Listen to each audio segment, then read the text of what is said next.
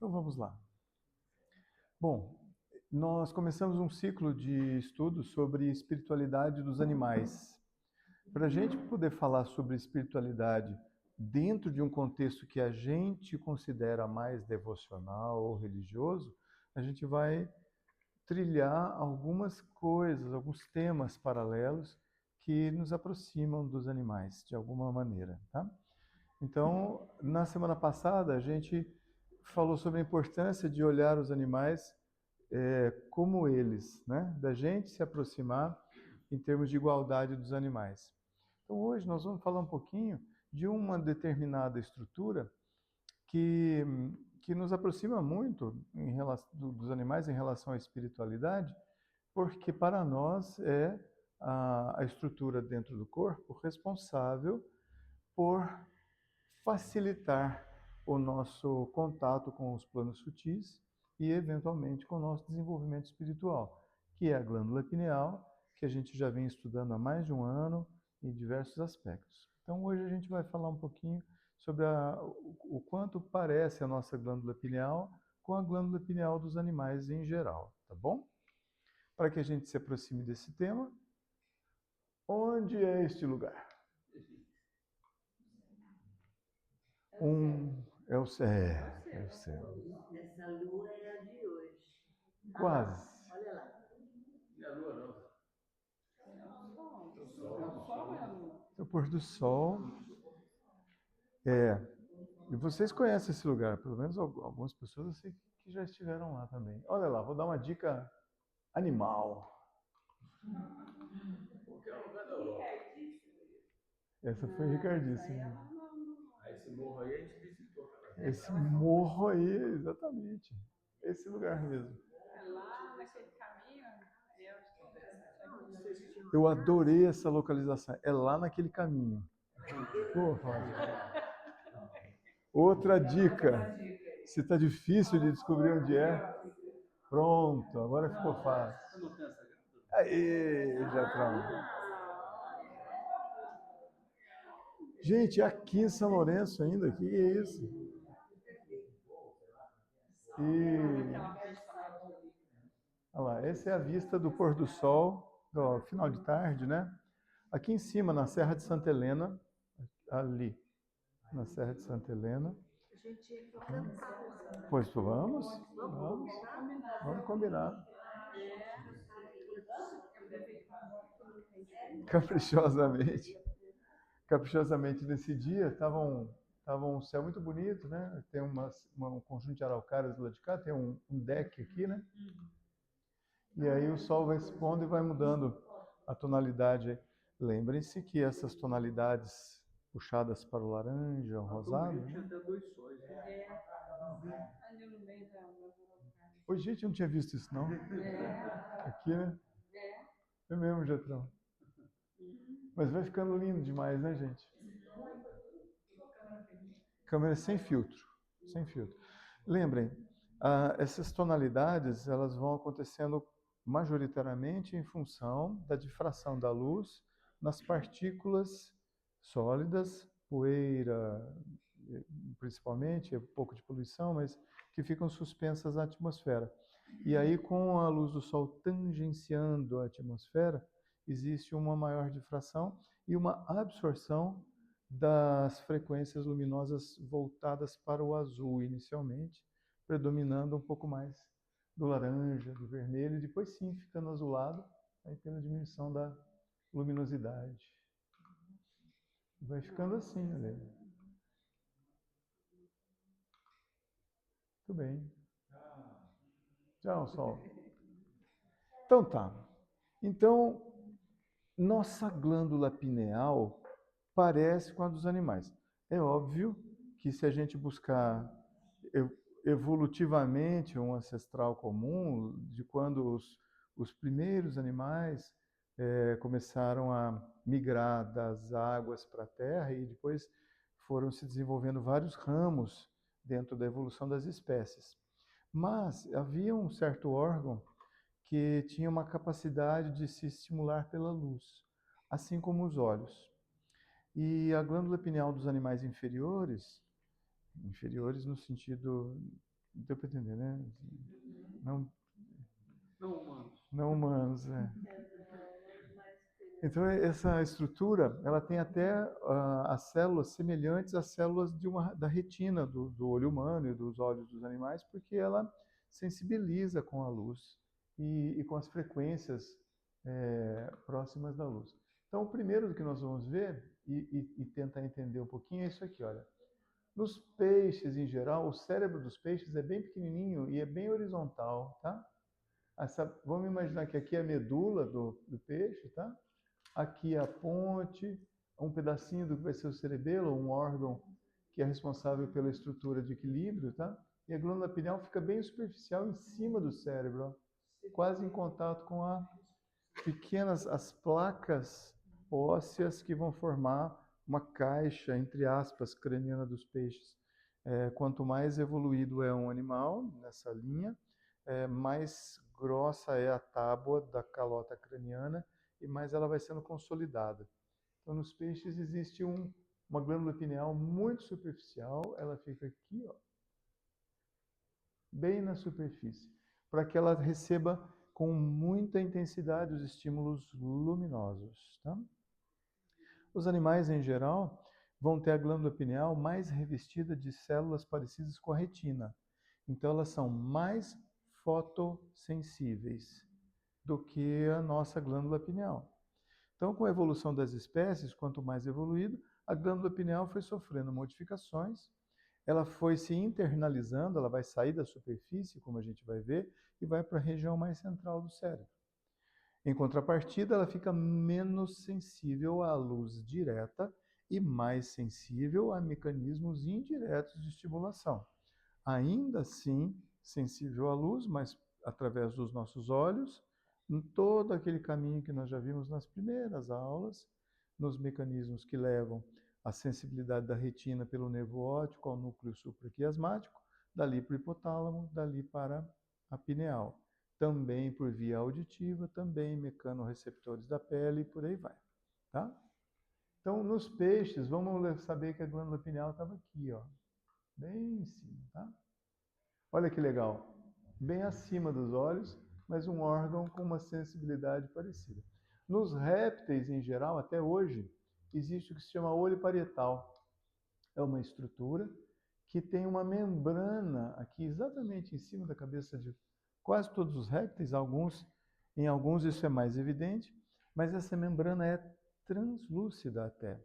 Ela condensa os raios luminosos de maneira a criar uma câmara, entre aspas, de luz que sensibiliza a membrana, a parte interna dessa membrana, que é, na realidade, a glândula pineal dos répteis. Então, ela também é sensível à luz. Tá? E o olho? O olho também. Tá? O olho tem uma estrutura parecida. Isso. Tem, além dos olhos, tem essa membrana aqui, que é chamada de olho parietal, porque está bem lá no que seria o lobo parietal do cérebro, tá? A parede alta do cérebro. Então, também fica na superfície. Aqui, como é o crânio de um réptil em geral, tem um foramezinho, tá vendo? Um buraquinho. Aqui exatamente fica essa membrana translúcida, chamada de buraco ou forame pineal, e o revestimento desse buraquinho é de células sensíveis à luz. Então, essa é a glândula pineal dos répteis. Tá? É quase um chakra coronário. Sim, também. Também.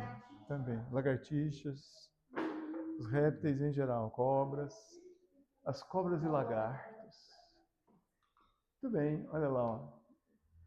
O foramezinho aqui, ó. Membrana translúcida, tá? Essa é uma tuatara. É tipo uma iguana, isso. Nas aves, a gente precisa diferenciar um pouquinho as aves que são passeriformes das outras aves. Quem são os passeriformes? Nós já falamos disso 2 semanas atrás. Lembra daquela palestrinha sobre o canto dos pássaros? Fazer bem para a gente? Então, os pássaros canoros, os pássaros que cantam, são chamadas aves passeriformes. Tá? E as outras aves em geral, que não gorjeiam, elas são aves comuns. É uma classificação à parte dos passeriformes. O que vai diferenciar? Olha que interessante. Sabe onde é a pineal? Na verdade, a pineal das aves é esse tubo aqui, ó. A diferença entre as aves passeriformes e as outras é que a pineal delas, ela vai ser mais tubular. E algumas aves comuns têm a pineal em forma de saco, sacular. Então, algumas aves têm a pineal em forma de um tubo, olha que bacana, alongado, alongado. Nós vamos ver o tamanho disso.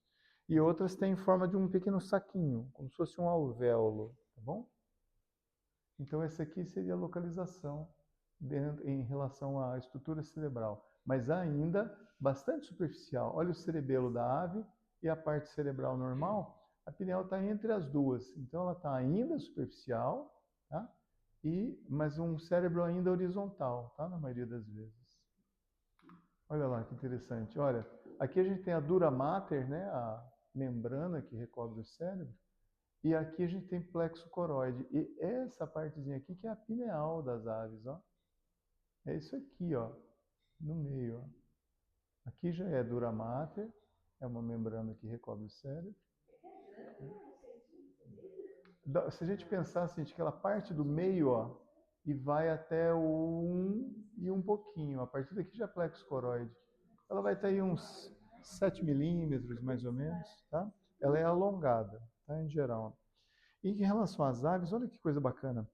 Nas aves passeriformes, a glândula pineal ela é muito independente e ela possui mecanismos receptores e mecanismos responsáveis por vários dos controles dos ritmos circadianos das aves, incluindo o seu posicionamento em geral, a gente já viu um pouquinho sobre isso, o que facilita nos processos migratórios, mas também no controle do sono-vigília, do dia e noite, dos ciclos em geral das aves. E tem uma coisa bem interessante.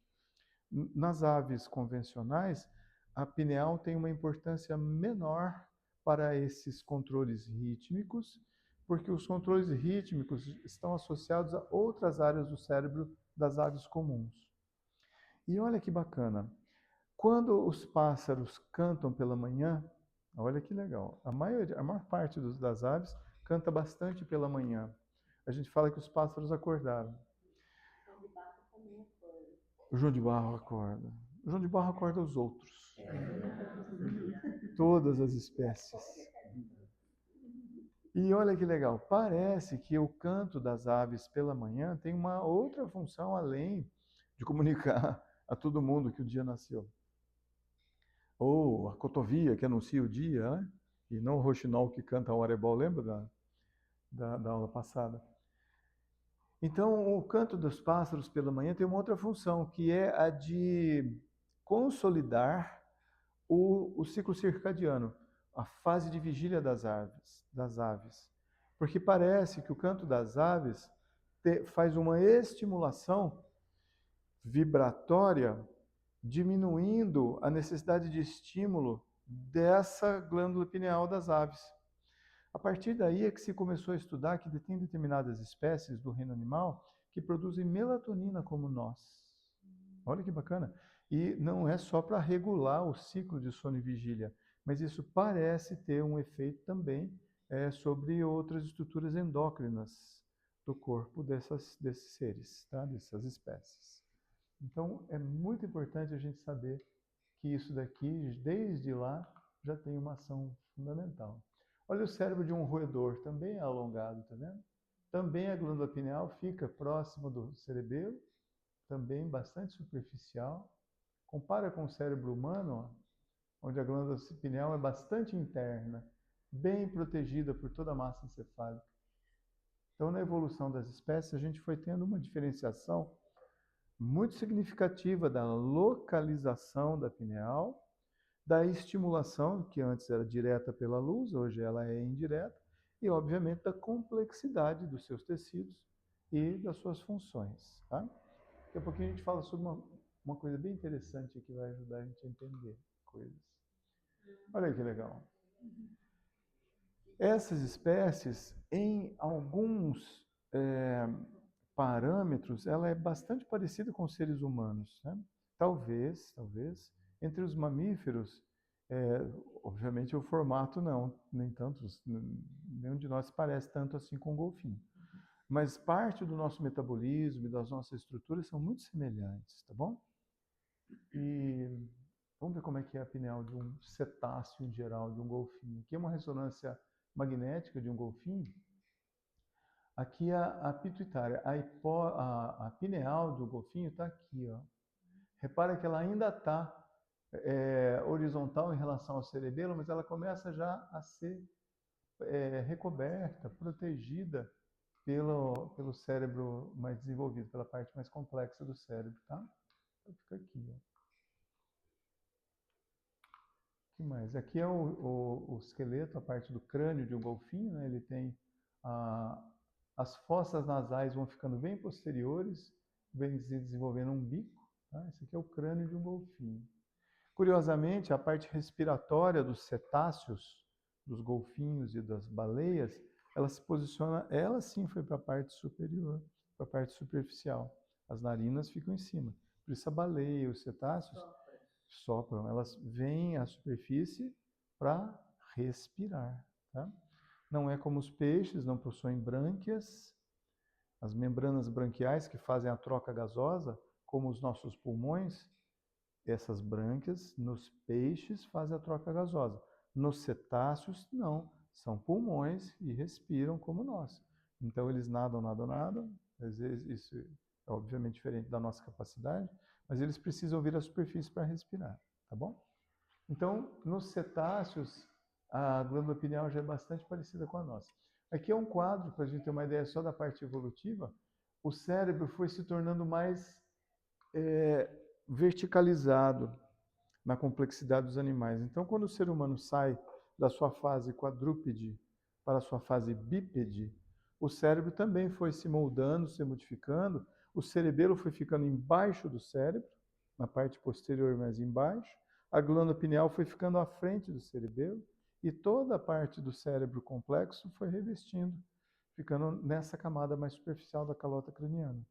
Daí, claro que isso a gente pode, é uma dedução meio lógica, da importância da glândula pineal enquanto uma estrutura muito, muito importante e que precisa ser preservada de determinados choques que atingem a parte superficial da cabeça, tá bom?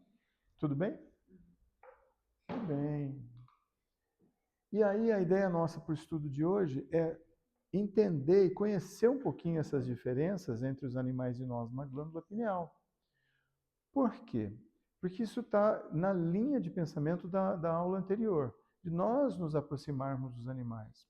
Não adianta a gente querer que os animais vocalizem, verbalizem estruturas na nossa linguagem humana. Nós é que precisamos nos aproximar deles. Isso aqui é só para demonstrar que nós e as aves, por exemplo, somos muito parecidos. Olha a estrutura esquelética. Nós já falamos que a nossa estrutura, em geral, anatômica, ainda tem muitas semelhanças com a estrutura de um dinossauro.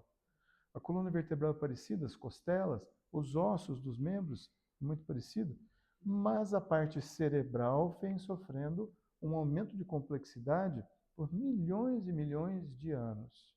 Olha como é importante isso. Mas para que a gente passe a entender o animal, nós é que temos que conhecê-los um pouco mais. Então nós vamos ver um quadrinho agora ali que mostra que o conhecimento em geral dos animais ao longo da história da humanidade, ela oferece uma possibilidade interessante para nós, que é o respeito aos animais. E o respeito aos animais vem se desenvolvendo ao longo das eras da humanidade, conforme o grau de conhecimento que nós temos em relação aos animais. Para que a gente saia daquela relação com os animais, que nós falamos na aula passada, que é a relação de utilidade. Nós falamos bastante sobre isso, lembra? Explicamos bastante por que nós ainda mantemos com os animais uma relação de utilidade. Muito mais deles para conosco, mas a gente também em relação a eles. Então, a gente transcender a relação de utilidade não é torná-lo inútil ou a nós inúteis, mas é respeitá-los, conhecendo cada vez mais os animais. A estrutura que mais permite o nosso contato com o plano sutil, até onde nós conhecemos hoje, cientificamente, é a glândula pineal. Aí nós podemos entender assim, será que os animais têm mediunidade? Por que estou trazendo isso? É uma provocação. Porque nós já estudamos lá atrás, há mais de ano, de que parte da nossa mediunidade se relaciona com a quantidade de cristais da glândula pineal. Lembra disso? Conforme a glândula pineal se calcifica, é natural com a idade, mas ela tem variações individuais com base na genética. Mas quanto mais calcificada é a glândula pineal de uma pessoa, maior facilidade para a mediunidade de incorporação. Lembram disso? Quanto menos cristais, maior a facilidade de desdobramento. Pois bem, pode ter calcificação na pineal dos animais? Não saboreou. Pela semelhança, eu também acho que sim. Sim, pode acontecer, tá? Não é comum, mas pode acontecer. Aonde a gente vai observar mais essa ocorrência em geral? Obviamente nos primatas, em função da semelhança mais próxima com o cérebro humano, mas também relativamente comum, embora raro, mas vai ser mais comum nos cetáceos, nos golfinhos, pelo que se sabe até hoje, tá? Claro que a gente também carece de diagnósticos, porque assim como a gente já tem hoje estudos de ressonância magnética em golfinhos, mas tem pouca coisa feita na maioria dos animais para estudos dessa ordem, tá? Mas pode acontecer, então, mais nesses seres que são mais próximos de nós, um pouco menos nos primatas, muito, muito raramente em outras espécies. Uma terceira espécie que parece ter um pouco mais de estatística na calcificação da pineal são os cães e os cavalos, né? A gente pode extrapolar e invadir um terreno de suposição se a gente imaginar que os animais domesticados que têm mais proximidade com o homem, proximidade até do sentido de empatia, seriam os cães, os cavalos, talvez os gatos, embora os gatos, no estudo que eu vi, não tinha relato de calcificação de pineal em gatos. Mas, aparentemente, a proximidade com o ser humano também parece ocasionar mudanças na fisiologia, e aí se a gente imaginar que a calcificação às vezes pode ser patológica, também na fisiopatologia.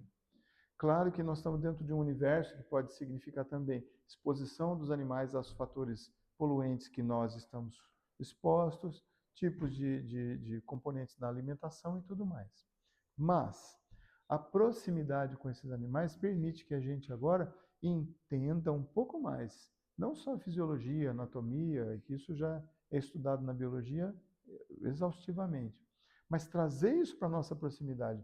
Nós é que precisamos nos aproximar dos animais, tá? Então, olha só. Aqui é uma linha evolutiva que mostra, em contexto geral, tá? Não é quantidade de pessoas que respeitam os animais, mas é o grau de aproximação do conceito de respeito aos animais como seres que coabitam o mesmo planeta, o mesmo terreno, tá? Mas é nesse sentido, ou seja, é como o quanto nós vamos respeitando os animais pelo tanto que nós o conhecemos, tá? Então, se a gente pensar lá atrás, olha, aqui já se estabeleceu uma relação de utilidade com os animais no momento em que eles participam da nossa alimentação como provedores de nutrientes para a manutenção da vida humana. Depois, ainda no período já de alguma consciência humana e bastante desenvolvimento, mas os animais ocuparam um local de simbolismo e do sagrado. Mas isso não representa, no contexto da evolução humana, da consciência humana, um grau de maior consciência, de maior respeito aos animais.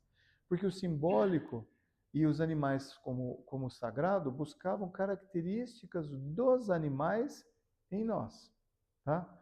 Força, poder, visão, e agilidade, tá? Várias dessas características que nós ou não encontrávamos em abundância em nós, então fazíamos uma projeção psicológica nas características dos animais, tá? Depois, com o passar do tempo, olha, eles foram adquirindo outra conotação. Aqui a gente tem um divisor de águas que depois ficou parado no tempo, tá? No período franciscano, quando Francisco traz para nós que os animais são irmãos, irmão lobo, irmão peixe, irmã ave, irmão pássaro. Ele está trazendo uma aula de psicologia, de filosofia profunda.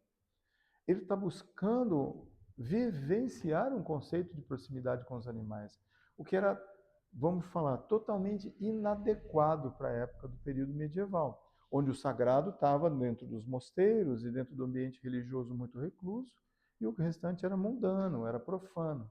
E Francisco vem com uma ideia muito fora do seu tempo. Não é nem antes, é fora, totalmente fora da caixinha. Até mesmo para os recursos intelectuais da época, Francisco veio com ideias absurdas, ideias aberrantes para o contexto da época. Hoje, se a gente olha um pouquinho para ele e a gente reconhece nele integridade no que ele pregava, então, espera um pouquinho, nós aqui talvez estejamos 800 anos atrasados, ou se talvez até mais, tá bem? Mas isso foi um hiato. Depois, com o período iluminista, o período do desenvolvimento racional, em que o ser humano passou a olhar muito mais para si mesmo, tá? Esse período humanista, o ser humano começa a olhar mais para si mesmo e ele volta a ter uma relação mais de utilidade com os animais. Mas no momento em que a ciência começava a descobrir cada vez mais coisas. Então existe um conflito entre os animais sendo úteis para nós, em geral, não só como alimentação, mas como desde lá atrás, como tração, como ferramenta de produção e desenvolvimento da sociedade. Então, como a ciência começa a estudar mais os animais, nada da área psíquica nessa fase, nada da área emocional, apenas anatomia e fisiologia. Mas ela começa a respeitar um pouco mais. Tanto é que ela se utiliza, voltando à relação de utilidade, dos animais como base para o estudo da medicina, para o estudo do nosso organismo. Os medicamentos em geral, as técnicas cirúrgicas, a medicina foi se desenvolvendo cada vez mais, quanto mais se conhecia sobre os animais e sobre os animais mais próximos de nós. Tá?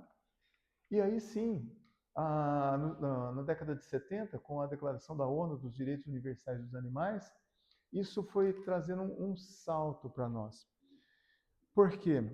Porque foi uma medida de cima para baixo em relação aos governos e aos povos em geral, como trazendo orientações de conduta a partir do reconhecimento de que são seres que coabitam o planeta. Então, às vezes, existem determinadas, isso não é uma lei, né? Essa declaração deveríamos utilizá-la como base na legislação, mas no Brasil nós estamos até bastante distante disso, no momento em que a gente utiliza a relação de utilidade do animal de uma forma comercial, muito significativa, muito contundente. Então, agora a gente tem bases científicas para entender que o animal, além de ser parecido conosco, ele tem aspectos psicológicos parecidos conosco. E cada vez mais isso aproxima a gente de entender que o animal tem aspectos espirituais parecidos conosco, com os nossos. A gente é copartícipe de um desenvolvimento espiritual. E a gente entende, para todos nós, é uma coisa meio natural de que a Terra é um ser vivo. A gente está extrapolando a vida como a gente reconhece como seres animais, né? Os vegetais são seres vivos, a Terra é um ser vivo. Então, quando a gente se aproxima desses outros seres que habitam o planeta, a gente começa a compreendê-los um pouquinho mais. Nós falamos lá atrás, lembra? Que a gente precisa, mais do que aprender um outro idioma, precisa se aproximar da cultura daquele povo. Tá? Então, nós fizemos um exercício na semana passada, que foi o exercício de olhar para os olhos de um animal e tentar reconhecê-lo mais do que como irmão, tentar como igual. Lembram disso? Quem fez esse exercício?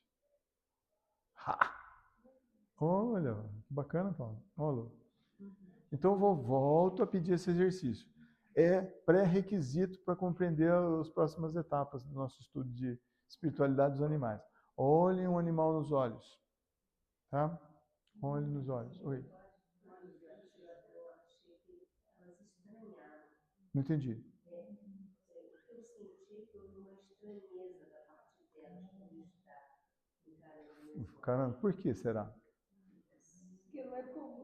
Porque não é comum.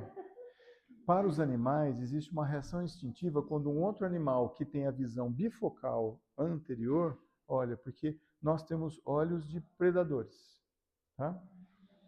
Nós não temos olhos como, por exemplo, os cavalos, que os olhos já são um pouco mais afastados e têm uma visão mais abrangente, porque são animais de fuga. Ou as aves, que são animais de fuga, que são presas naturais no nosso ecossistema, né? Nós temos olhos de predadores, olhos de felino, de canino, olhos de quem ataca. A águia, por exemplo, diferente das outras aves, ela não tem os olhos lateralizados, ela tem os olhos frontais. Você olha uma águia, você vê os dois olhos de frente, uma coruja, tá? As árpias em geral, tá? Elas são seres predadores. Isso, esse é o objetivo, Lu. Olhar para os animais ali. Perfeito. Por quê? Uhum. Olhando. Por quê? Porque deixa de reconhecer um olhar de ameaça, como nosso como predador, para reconhecer um olhar parecido, como igual. Então, nós, olhando para os animais, nós estamos facilitando essa comunicação. Assim.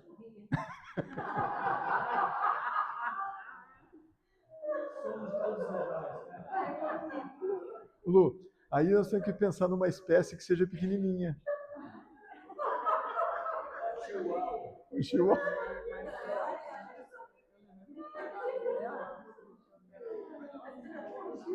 Pois é. Se a gente se parece com alguma espécie, vamos usar os cachorros como um exemplo, só para deixar a coisa bem leve. Talvez pela maneira da gente, pela personalidade, pelo aspecto físico. A Cíntia, por exemplo, fala que eu me pareço com um cachorro labrador.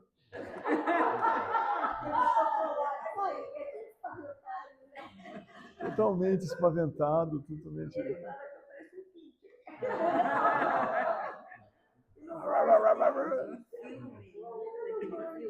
Qual? Acho que não. É um filme que eu não me lembro o nome do filme, muito interessante. Ah, Célia, procura descobrir pra gente. A gente...